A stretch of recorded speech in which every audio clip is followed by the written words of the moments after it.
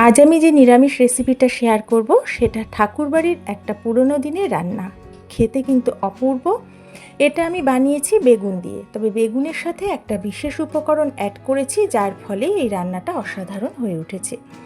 আপনারা তো অনেক রকমের ঘন্ট খেয়েছেন, তবে এই রান্নাটা বা এই রেসিপিটা আপনারা খেয়েছেন কি না অবশ্যই একবার দেখে নেবেন।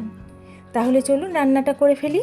নমস্কার, কাকলিস কুকিং হাবের নতুন একটি ভিডিওতে আপনাদের সবাইকে আবারও স্বাগত। আজকে রান্নাটার জন্য আমি দুটো মাঝারি বেগুন নিয়েছি। বেগুন দুটোকে প্রথমেই 3-4 বার ভালো করে ঘষে ঘষে ধুয়ে জলটা ঝরিয়ে নিয়েছি। এখন একটা বেগুন নিলাম, তার মোটার অংশ আর মুখের দিকের অংশ অল্প করে ফেলে দিলাম। এবার বেগুনটাকে লম্বালম্বি কেটে প্রত্যেকটা ভাগও আমি লম্বাটে আর সরু করে কেটেছি। এখন এই সরু টুকরোগুলোকে আমি ছোট্ট ছোট্ট টুকরো করে কেটে নিচ্ছি। এই রান্নার জন্য বেগুন এইভাবে ছোট্ট করেই কাটতে হবে। দুটো বেগুন একইভাবে কেটে নেওয়ার পর সাথে সাথেই কিন্তু আমি জলে দিয়ে দেব, তা না হলে বেগুন কালো হয়ে যাবে। জলে ভালো করে একবার ধুয়ে জলটা ঝরিয়ে নেব। তারপরে আমি এর মধ্যে খুব সামান্য একটু লবণ আর সামান্য একটু চিনি মাখিয়ে রেখে দেব 5 মিনিট মতো।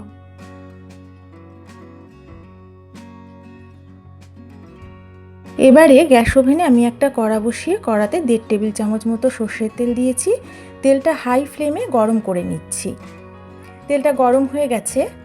এদিকে আমি প্রায় 4 টেবিল চামচ নিয়েছি চিঁড়ে। চিঁড়েটা প্যাকেটের চিঁড়ে, একদম ফ্রেশ চিঁড়ে, তবুও আমি এটাকে একবার ঝেড়ে নিয়েছি। আর আমি এটা পাতলা চিঁড়ে নিয়েছি, আপনারা মোটা চিঁড়ে দিয়েও করতে পারেন। গরম তেলের মধ্যে চিঁড়েটা দিয়ে দিয়েছি। গ্যাসের ফ্লেম মিডিয়াম টু হাইতে রেখেছি। এইভাবে মিডিয়াম টু হাই ফ্লেমে নাড়াচাড়া করে প্রথমে তেলের সাথে মিশিয়ে নিয়ে চিঁড়েটাকে আস্তে আস্তে ভেজে নেব। আর লো ফ্লেমে চিঁড়ে ভাজবেন না, মিডিয়াম ফ্লেমে বা মিডিয়াম টু হাই ফ্লেমে ভাজবেন, তাহলে চিঁড়েটা তাড়াতাড়ি ফুলে উঠবে। দেখুন চিঁড়েটা ভাজা হয়ে গেছে, একদম ফুলে গেছে, ঝুরঝুরে হয়ে গেছে। আমি একটু কড়ার একটা সাইডে এটাকে সরিয়ে রাখছি, যদি তেল থাকে বেরিয়ে যাবে, তবে খুব বেশি তেল নেই। এখন তেলটা ঝরিয়ে ঝরিয়ে অন্য পাত্রে ভাজা চিঁড়ে তুলে নিচ্ছি। চিঁড়ে ভাজাটা একটা বাটিতে তুলে রাখলাম। কড়াতে তেল প্রায় ছিলই না, আমি 3 চা চামচ মতো সর্ষের তেল দিয়ে দিয়েছি। তেলটা হাই ফ্লেমে আমি গরম করে নিচ্ছি। গরম তেলের মধ্যে এখন আমি কেটে রাখা বেগুনগুলো দিয়ে দিচ্ছি। বেগুনে যেহেতু আমি লবণ আর চিনি মাখিয়ে রেখেছিলাম, তাই অনেকটা কিন্তু জল বেরিয়েছিল। সেই জলটা খুব ভালো করে আমি ঝরিয়ে নিয়েছি, তারপরে তেলের মধ্যে দিলাম। গ্যাসের ফ্লেমটা মিডিয়ামে রেখে এইভাবে নাড়াচাড়া করে তেলের সাথে ভালো করে মিশিয়ে নিচ্ছি।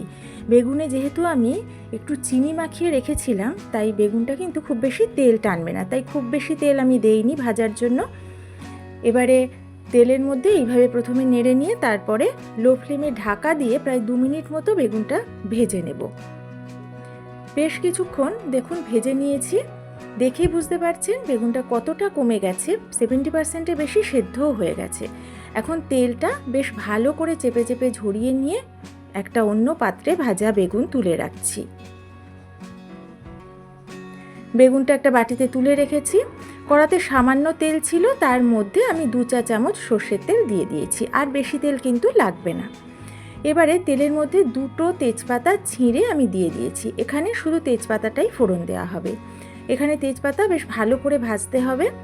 তেজপাতা থেকে সুন্দর একটা মিষ্টি ভাজা গন্ধ বেরোচ্ছে। এখন আমি এর মধ্যে দিয়ে দিলাম 1/2 চামচেরও কম হলুদ গুঁড়ো আর দিলাম 1/2 চামচ কাশ্মীরি লঙ্কার গুঁড়ো। তেলের মধ্যে হলুদ গুঁড়ো আর কাশ্মীরি লঙ্কার গুঁড়োটা ভালো করে নাড়াচাড়া করে কয়েক সেকেন্ড ভেজে নিলাম।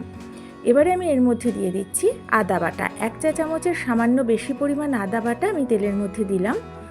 আর বাটিটা ধুয়ে অল্প করে একটু জল দিলাম, যাতে মশলাটা ভালো করে কষানো হয়। এবার আদা বাটাটা বাকি মশলার সাথে নাড়াচাড়া করে ভালো করে মিশিয়ে নিচ্ছি। গ্যাসের ফ্লেমটা এখন আমি লো করে দিয়েছি। এবার আমি ঢাকা দিয়ে বেশ কিছুক্ষণ মশলাটা কষিয়ে নেব, যাতে মশলার কাঁচা গন্ধ চলে যায়। মশলাটা মিনিট 2 কষিয়ে নিয়েছি। মশলা থেকে সুন্দরভাবে তেল ছেড়ে দিয়েছে, আর কাঁচা গন্ধ একটুও নেই। এখন আমি এর মধ্যে 1/2 চামচের একটু বেশি লবণ দিয়ে দিলাম। পরে চেক করে লবণ যদি লাগে আরও দেব। এবারে লবণটা মশলার সাথে ভালো করে মিশিয়ে নিচ্ছি। চিনিটাও কিন্তু আমি শেষে অ্যাড করব। এবার আমি এর মধ্যে দিয়ে দিচ্ছি গরম জল। এই বড় কাপটার 1 কাপ দিলাম, আর এই কাপেরই 1/2 কাপ দিলাম।